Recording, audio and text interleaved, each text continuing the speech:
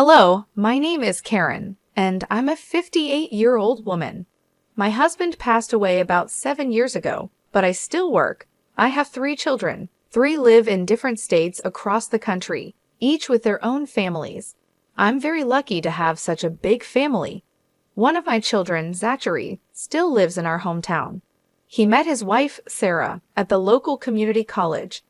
I liked her, and though I didn't think my opinion was very important, I was happy if Zachary was happy. They got married quickly and continued their education in their chosen fields.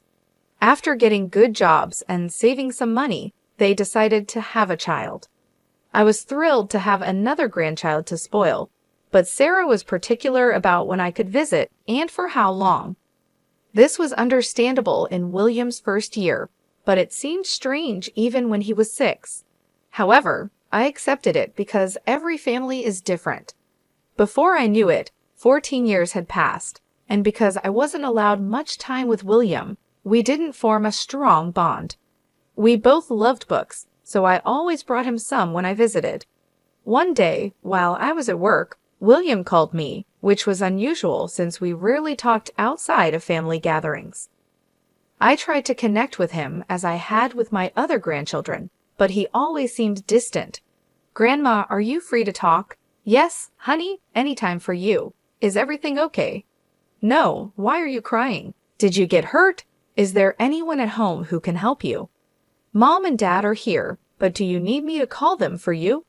"No, I called you because I need your help." "What can I help you with, dear?"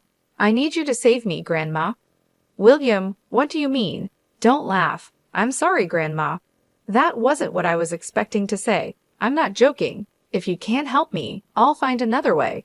"No, wait. I'm sorry for laughing. Now, can you explain what you mean by save me?" "I need you to save me from my devil mother." "Devil mother? What do you mean?" "She's not as sweet and nice as she seems. She is really mean to me when no one's around." "Oh no, I hear someone coming. I have to go. Please don't tell them I called." "Bye." I was confused and worried. As far as I knew, Sarah was very kind. How could William say she was a devil? I didn't believe him at first, because it seemed like he might be upset with Sarah for possibly punishing him. Both Sarah and Zachary had told me William was quite a tricky child. But something inside me felt that William was serious. When I got home, I couldn't stop thinking about the call. It was strange for William to do that. I thought about it for a few days, but still felt uneasy. So I decided to buy a hidden camera. I felt bad for spying on my son and his family, but I told myself I was doing it because William asked for help. If nothing was wrong, I could just take the camera back. But if something was wrong, I'd need to act. I hoped a serious talk would fix any issues. The camera arrived in a few days. Once I set it up, I could watch live and recorded footage on my phone, which was very handy. After getting everything ready and learning how to use the camera, I decided to call my son and ask if I could visit. "Hello, sweetie. How's everything?" "Everything's great, Mom. What about you?" "It's the usual, but I was wondering if I could come over sometime." "Of course, Mom. Is everything okay?" "Yes, I was just thinking we haven't seen each other in a while. Maybe I could visit your place one day?" "Sure, Mom. How about this Sunday?" "That works. But should I check with Sarah first? I remember not liking it when your dad made plans without asking me." "I know Sarah would be happy to have you over." "Don't worry, Mom." "All right then. I'll be there around 7 o'clock." "That works. See you soon. Take care." Even though I had another reason for visiting, I was still excited to spend time with my son. I rarely saw my other children except during the holidays, so it was nice having one living in the same town.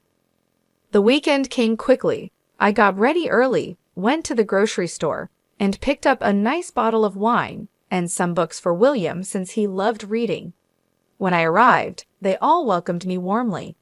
William looked so relieved to see me, it made me worry again. He hadn't tried to contact me since our first phone call, so I didn't know what was on his mind. I spent the next few hours chatting with Zachary and Sarah. We had dinner and drank the wine. Eventually, William went to his room since we were talking about things that probably didn't interest him. I excused myself to go talk to him. Sarah seemed a bit hesitant, but I insisted since it had been a while since I visited, and I wanted to spend time with my grandson. Zachary told Sarah to let me go and talk to William. When I entered his room, I closed the door behind me and handed him the books I had bought. We talked about the books for a while because he seemed really excited. I didn't bring up what he had mentioned earlier because I wanted him to start that conversation. Later, we talked about other things like what was happening in our lives. At one point, while he was telling me about his school, he wrote something in his notebook and showed it to me. It said, "Mom's listening, can't talk about anything." I wasn't sure if he was serious or just worried, but I went along with it. We kept talking, and I wrote in the notebook that I had brought a hidden camera with me and asked if I could put it in his room. He looked worried, but agreed quickly. Hidden camera. I found a good spot in the room to place the camera where it could see well. I set it up, started recording, and checked my phone to make sure it was working. I stayed with William a bit longer until I told him it was getting late and I needed to go. I left my scarf behind on purpose so I would have a reason to return. After I said that, I heard quick footsteps moving away from the door, which made me wonder if William was really in trouble. I didn't think much about it at that moment and hugged William goodbye. I went downstairs, said goodbye to Zachary and Sarah, and left. Back home. I was tired that night but checked the camera when I got home. I stayed up for an hour to read and kept an eye on the footage. The only thing that happened was my son walking into William's room and asking what we had talked about. William told him. Eventually, I fell asleep. The next morning, I was in a hurry and didn't check the cameras. I only looked at the footage after I knew William would be back from school. Again, not much happened, and I started to wonder if William might have been making it up. I decided to wait one more day, and if I didn't see anything suspicious, I planned to visit when Zachary and Sarah weren't home and ask William to return the camera. However, that night, as I watched the footage while reading, I discovered what William had been trying to tell me. I saw Sarah enter his room with a stick, followed by Zachary. I quickly unmuted the video. I listened as Sarah asked William to recount his entire day in great detail. Every time he hesitated or stuttered, she would sharply question if he was lying. If she thought he was lying, she would make him hold out his hands and hit his knuckles 2 or 4 times. I watched in horror as she hit him more and more often. William was crying, and Zachary just stood there watching. I was shocked and upset by what I saw. I had always raised my kids gently. I believe that children are smarter than we think, and they understand when things are explained to them. I couldn't understand why Zachary was just watching and letting his son be hurt over something so trivial. I wanted to rush over there and stop them, but what could I say? They would find it strange that I returned just a day after my last visit. I remembered leaving my scarf there, which I could have used as an excuse to see William again. So I picked up my phone and called Zachary. "Hey, Mom, is everything okay?" "Yes, no worries. I hope I'm not bothering you." "No, Sarah and I were just putting William to bed." "Oh, okay. I just wanted to say I think I left my scarf in William's room last night. I set it down and then forgot it. Do you think I could come by tomorrow to pick it up? Why don't I bring it over to you right now?" "No, I'm too tired, and I'll probably fall asleep before you get here. I had a long day at work and can barely hold up the phone." "All right then, why don't you come by in the evening?" "I can't come then. I'm meeting some friends for game night tomorrow." "Well, Sarah, and I won't be back until the evening. Why don't you come the day after? I need the scarf for tomorrow. We're having a get-together." "You could come in the afternoon. William will be home." "Oh, lovely. I'll be there around 4. Good night." My heart raced as I made up excuses on the spot. At least my call had distracted Zachary and Sarah enough for them to stop focusing on William. But before they left William's room, Sarah said that William wouldn't get any dinner or any other meals until dinner the next day. I was shocked. The next day, I took off from work and prepared myself to talk to William. I was sure he wouldn't want to continue living there, but I needed to hear it from him. Before going to Zachary's house, I picked up some food for both of us. When I got there, William looked like he was about to faint. He seemed weak and hungry.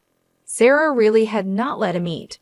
I quickly gave him the food, and he ate it hungrily. I felt very sorry for him and wanted to help him. After he finished eating, I spoke to him. "Did you see everything that happened?" "Yes, darling, and I'm so sorry for laughing at you before. I had no idea." "It's okay. Mom seems so nice, but has she always been like this?" "The beating only started recently, but she's been starving me for a while." "Why isn't Zachary doing anything?" "He's too scared of Mom. He just follows her and does whatever she says. She always gets her way." "Oh, honey, I'm so sorry you've been going through this. But why didn't you eat at school?" "Mom doesn't send me to school on the days she doesn't let me eat. I stay home. She checks how much food we have in the house. If even 1 gram of food is missing when she gets back, I get punished more. So she's starving you and messing up your schooling. I'm going to do my best to help you, okay? I need you to tell me right now if you want to come live with me. I'll take care of everything you need and keep you away from Mom and Dad." "Of course, Grandma. Anywhere away from here will be great. I promise to be good. Just please take me away from here." "I promise I will, darling, but it will take some time. Do you think you can handle staying here a little while longer?" "Yeah, I can. I've been living here for 14 years, so I can wait a bit more."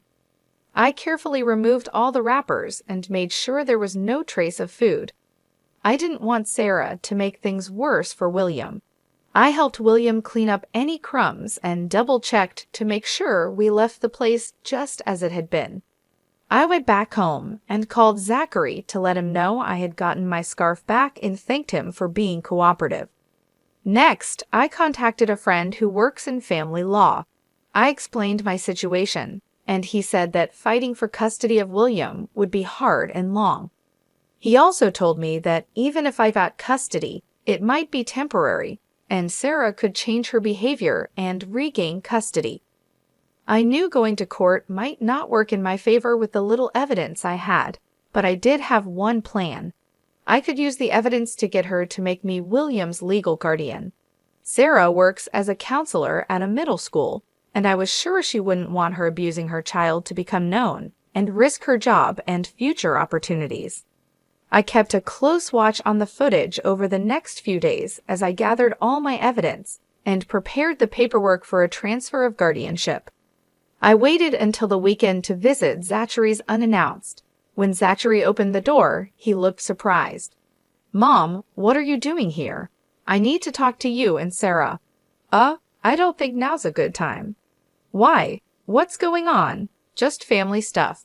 "Hold on. How come you're over so frequently? Can't I visit my son? I didn't think I needed special permission to do that." "I didn't mean it like that, but it's just unusual. You don't usually come by so often, and this week it's been frequent, which is strange since you rarely ever drop by before." "It's not really strange. I only came over today because I have something seriously important that I need to discuss with both of you."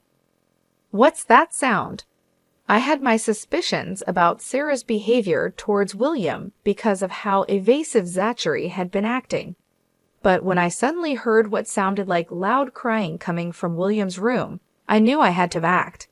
There was no way I could just stand by when I was right there and could do something. I quickly moved past Zachary, with more of a speed walk than a run due to my age, and burst into William's room. There, I saw William sobbing, clutching his face, while Sarah stood over him, breathing heavily, her face twisted with malice. The sight made me shiver. I rushed to William's side and asked him if he was all right. He just hugged me tightly, crying into my shoulder, while Sarah huffed and stormed out of the room. Once William calmed down a little, I took a good look at him. His cheek was red and swelling, his knuckles were bleeding, and there were welts on his arms, all evidence of being hit with a stick. I felt a rage like never before. What kind of monster would need to hit a child so hard? No matter what he did, nothing justified that level of harshness. I went downstairs to the kitchen, grabbed a bag of frozen vegetables, and went back up to William so he could use it to help reduce the swelling on his cheeks. Once I made sure he was somewhat okay, I told him that we would be leaving for my place immediately and asked him to pack as many of his belongings as he could. Then I walked back down to confront both Sarah and Zachary. Sarah looked furious, and Zachary seemed like he wanted to be anywhere but there. "How dare you just barge into our home like that?" Sarah challenged. "Isn't it a good thing that I did? You are hitting your child, for crying out loud," I countered, my voice firm. "What I do in my family is none of your business," she snapped back. "Your child is my grandson, and he is a part of my family too. You're hurting him, and I can't let that go on," I asserted, standing my ground. "He may be your grandson, but you don't live with him. You don't know how he behaves. I'm just disciplining him." Sarah defended her actions, but her justification fell flat. "It doesn't matter if he's being difficult, he's a child, and there are so many other ways to handle discipline other than hitting. You, of all people, should understand that," I insisted, my voice laced with both anger and disappointment.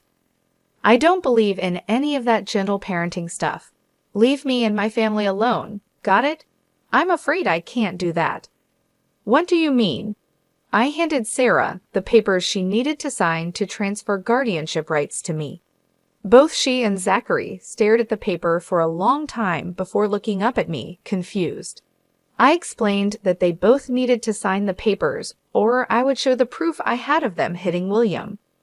"What do you mean by proof?" "I set up a hidden camera in William's room last week. I have all the proof I need. Neither of your jobs would be okay with what you've been doing, especially yours, Sarah. If you want to keep earning money, I suggest you sign the papers." "You are spying on us. That's a huge invasion of our privacy. Don't get me wrong, but I was only acting based on what I knew. I needed to make sure William was okay." "Mom, don't do this to us. Give us another chance. I'll make sure it doesn't happen again." "I don't want to hear it. I'm very disappointed in you, Zachary. I raised you to be better than this. You're just as bad as Sarah, if not worse. I'm taking William with me, and I expect the papers to be signed. If you don't, you know what will happen." I knew they didn't want to risk their jobs, so they didn't fight back when William and I left. I took William out for dinner and ice cream and did my best to comfort him. I provided him with a safe place to express his feelings and just be himself without fear. In the weeks that followed, I was granted legal guardianship of William. Sarah and Zachary said they planned to move to a different state and didn't want to disrupt William's schooling as a reason for the guardianship transfer. They did end up moving, which was a big relief for me. William is doing much better now and seems a lot happier. Knowing he won't see his parents for a long time has helped him feel safer. He's one of the kindest and sweetest kids I know. He thanks me every day for what I did for him, and I intend to keep my promise to always protect him for the rest of my life. Thank you for listening.